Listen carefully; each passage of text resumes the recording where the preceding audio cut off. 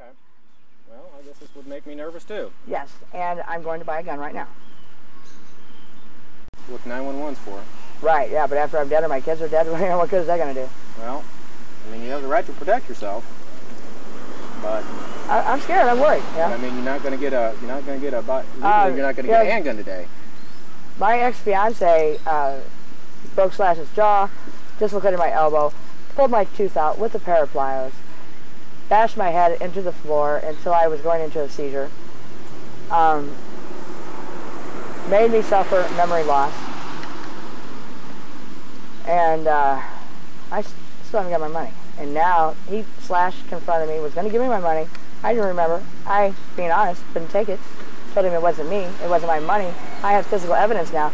And I don't know if they really believe that I do have physical evidence, so they're trying to get rid of me before I take them to court, because Dan Briggle is my lawyer on this situation. He's waiting for me to get them into... I've been trying to contact Axel and Slash, who I have been in contact in the last 5 years. I've been trying to get them into the office. I've been trying to talk to them. They keep giving me a runaround. They're giving me false identities. They're playing stupid mind games. It goes deep.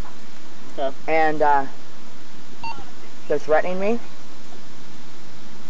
All we can tell you too. And then this happens, and then I get threatened that same night. My car breaks down on the way. If you get a handgun, and like if you do get Slash a handgun, Slash told me Friday night, my sister called him and asked him to testify in court against me because they're trying to make me look like I'm psychotic over this when I'm not.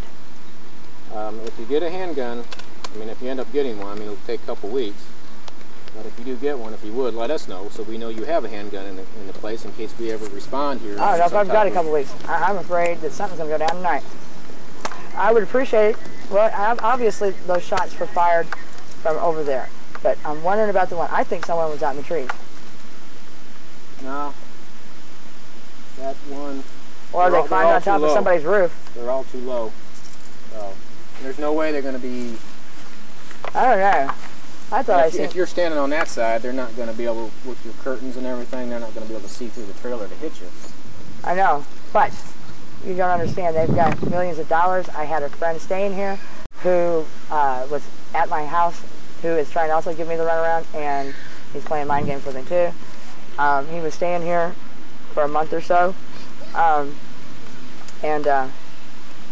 he was there at my house in 1981 whenever Axel and I signed the original written contract. And anyway, he told me about 3 years ago that if I didn't remember everything, they had also threatened to kill him. Of course, he wouldn't admit to that today, because I think they set me and him up. They set him up to come in here and live with me, and I think he's either someone has planted either a monitor or a hidden camera in my home somewhere. Is there any way we can find out and detect that? Nothing I know of. I mean, I think there's equipment out there, but nothing that the Union Police Department has. They have millions of dollars, and they could have a minute bug in there like that. You can get a hold of a private detective, maybe he can steer you, but we don't have anything. I don't have no money for that. We don't, and I can tell you, we don't have any equipment like that to detect anything like that. We've got 6 patrol cars. I guarantee you, I'm opening up. As a matter of fact, I think I might just go ahead and call Channel 2 out today. Well, and get it out in the open so that they don't try anything stupid. Well, if that's what you feel you need to do, then go ahead and do it. I think I should. Okay. Go ahead and get out. Do you know how to get hold of Dan Briggle? I know how to get hold of Dave Aaron on Sundays. Dan, I have no idea, other than what's in the phone book. That's his office. His home. I know his home phone number has been not disconnected, but unlisted. We don't have any emergency contacts for attorneys. Okay. I'm not taking this lightly at all. I'm not saying you are. Would you mind sending somebody out here as often as possible? I'll put a note in our book that all the officers read for extra patrol. I can't guarantee there'll be extra patrol because they get very, very busy on nights. We've got a lot of notes for extra patrol. This happened during the day. This happened during the day. Okay. Well, I'll cover both shifts. Well, there's this. I mean, there are names that I can start flashing. I know someone who told me I should forget about the incident in 1989, who has been known to be a bodyguard. Mary's 11. From Illinois, an old friend of mine.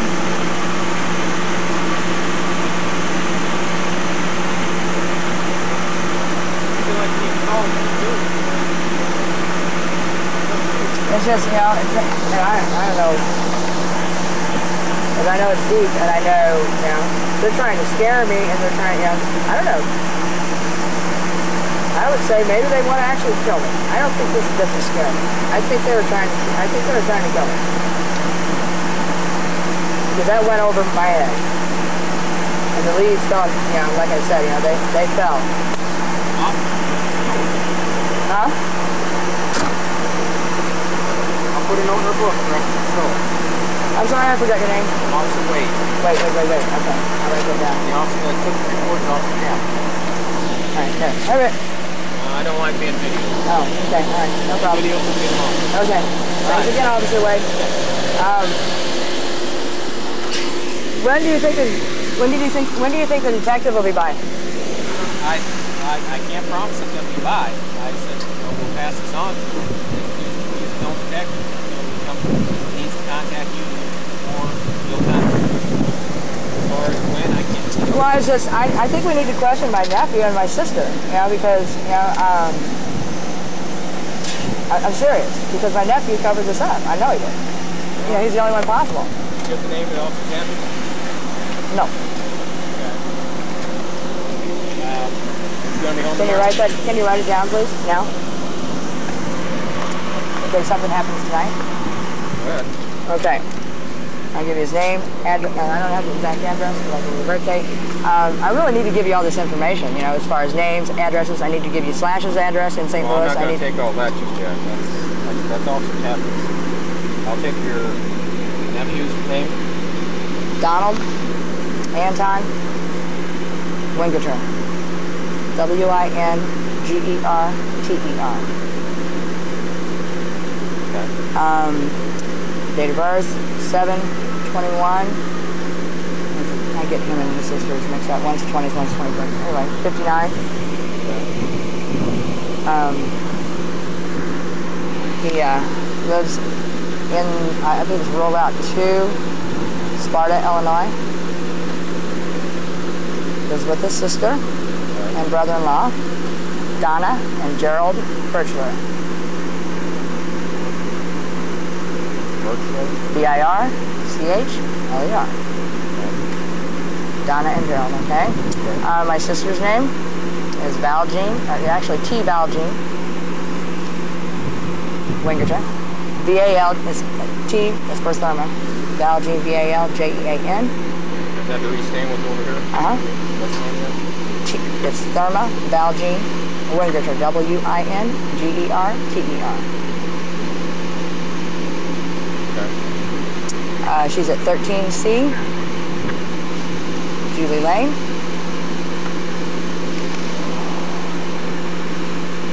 Washington Mo. Yep, 390. I would prefer that you not call. I would prefer that you go in person. She can cover up when she wants to. She's very greedy. And deceiving.